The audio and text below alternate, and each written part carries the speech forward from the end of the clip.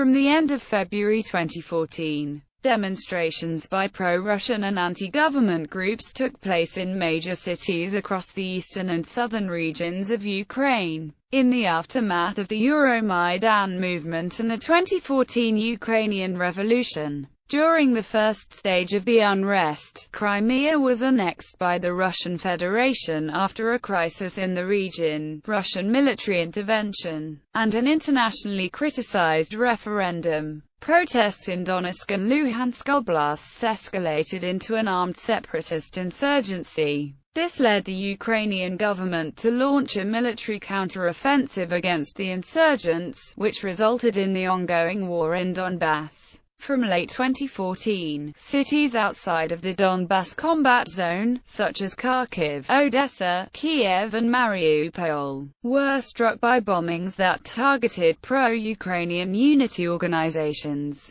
Background: Ukraine became gripped by unrest when President Viktor Yanukovych refused to sign an association agreement with the European Union on 21 November 2013. An organized political movement known as Euro-Maidan demanded closer ties with the European Union, and the ousting of Yanukovych. This movement was ultimately successful, culminating in the February 2014 revolution, which removed Yanukovych and his government. However, some people in largely Russophone eastern and southern Ukraine, the traditional bases of support for Yanukovych and his Party of the Regions, did not approve of the revolution, and began to protest in favor of closer ties with Russia. Various demonstrations were held in Crimea in favor of leaving Ukraine in accession to the Russian Federation, leading to the 2014 Crimean crisis. On 1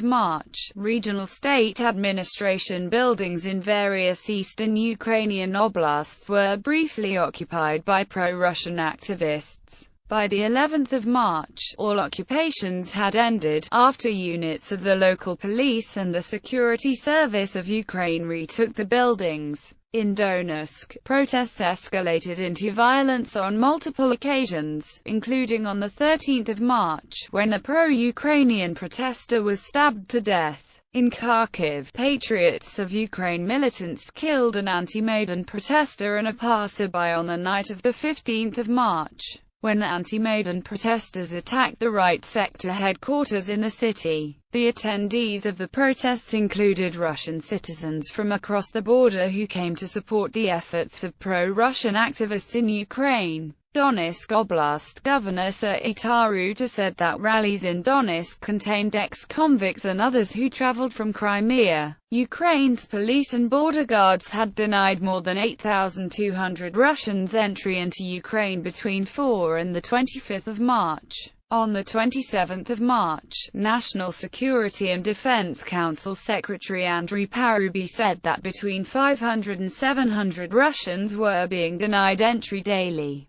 On 17 April, during the 12th Direct Line with Vladimir Putin program, the use of the Russian armed forces in Crimea, along with Crimean self-defense troops, was avowed by the Russian president, but he denied claims by the Ukrainian government, the European Union, and the United States, that Russian special forces were fomenting unrest in eastern Ukraine. Public opinion in Ukraine. A poll conducted by KYIV International Institute of Sociology from 8 to 18 February 2014 assessed support for union with Russia throughout Ukraine. It found that, overall, 12% of those polled favored union with Russia. 68.0% of those from the 4 regions surveyed agreed that Ukraine should remain independent, with friendly relations maintained between Russia and Ukraine. Support for a union between Russia and Ukraine was found to be much higher in certain areas.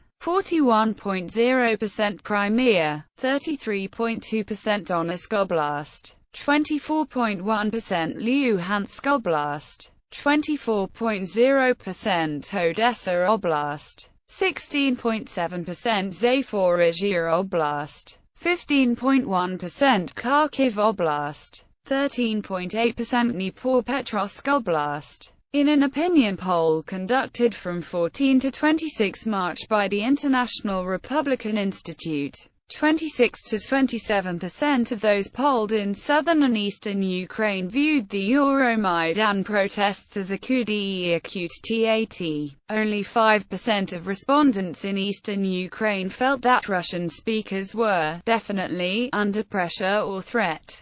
43% of ethnic Russians supported the decision of the Russian Federation to send its military to protect Russian-speaking citizens of Ukraine. In the poll, 22% of those in southern Ukraine, and 26% of those in eastern Ukraine supported the idea of federalization for the country. 69% of southerners and 53% of easterners supported Ukraine remaining as a unitary state, and only 2% of southerners and 4% of easterners supported separatism. 37% of southerners would prefer to join this customs union, while 29% were in favor of joining the EU. 90% of those polled in the western Ukraine wanted to enter an economic union with the EU, while only 4% favored the customs union led by Russia. Among all the Ukrainians polled overall, 34% favored joining the North Atlantic Treaty Organization, while 44% are against joining it.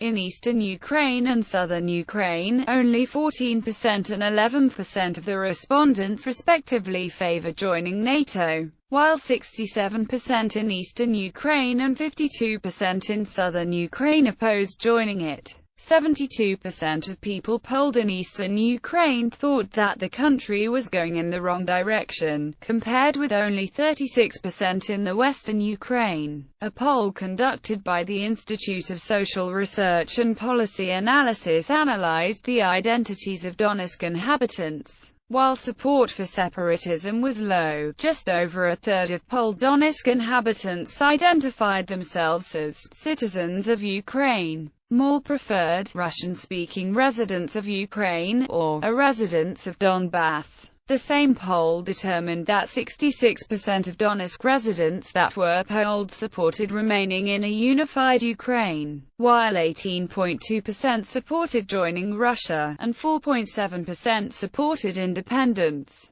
A second poll conducted from 26 to 29 March showed that 77% of residents condemned the takeover of administrative buildings, while 16% supported such actions. Furthermore, 40.8% of Donetsk citizens supported rallies for Ukraine's unity, while 26.5% supported pro-Russian rallies. In another research poll conducted 8 to 16 April by KIIS, a vast majority disapproved of the seizure of administrative buildings by protesters. Over 50% of those polled in southern and eastern Ukraine considered acting President Oleksandr Turchynov to be illegitimate. Most of those polled in southern and eastern Ukraine believe that the disarmament and disbandment of illegal radical groups is crucial to preserving national unity. 19.1% of those polled in southern and eastern Ukraine believed that Ukraine should be an independent state.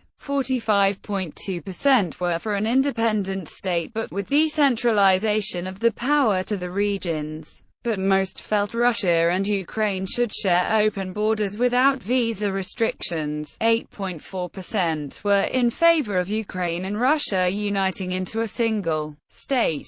15.4% said they favored secession of their region to join the Russian Federation, and 24.8% favored Ukraine becoming a federation. Most of those polled said they found nothing attractive about Russia, but those who did so for economic, and not cultural reasons. Those polled in southern and eastern Ukraine were generally split on the legitimacy of the present government and parliament. But a majority in all regions agreed that deposed President Viktor Yanukovych was not the legal president of the country. In all regions but the Donbass, pro-Euro-Maidan oligarch Petro Poroshenko dominated preliminary election polls. A comprehensive poll released on 8 May by the Pew Research Center surveyed opinions in Ukraine and Crimea on the subject of the unrest. The poll was taken after the annexation of Crimea, but prior to the clashes in Odessa on the 2nd of May. 93% of Westerners and 70% of Easterners polled said that they wanted Ukraine to remain united.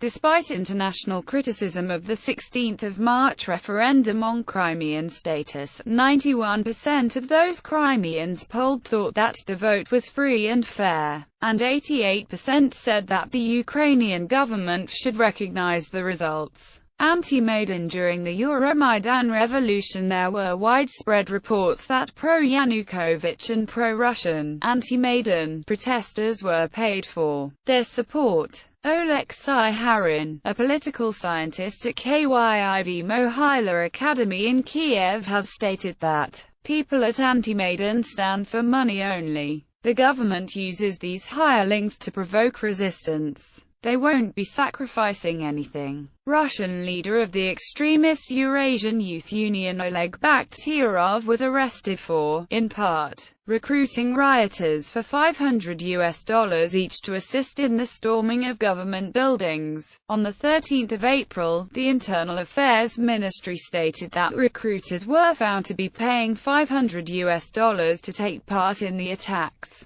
and roughly $40 to occupy buildings. Reports of paid protesters were supported by Party of Regions member Volodymyr Landyk, the first deputy prime minister Vitaly Yarema, journalist Serhiy Leshchenko, and a report released by the Organization for Security and Cooperation in Europe.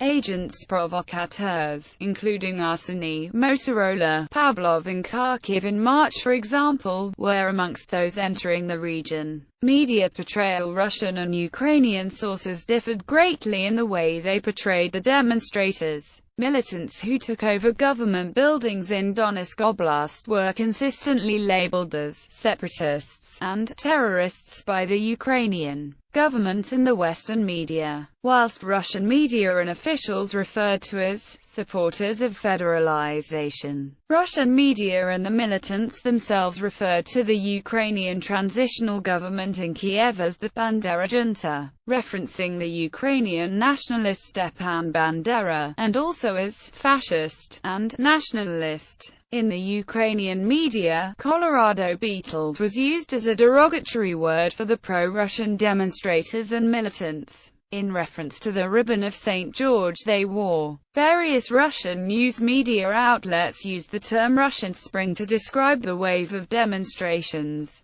Timeline.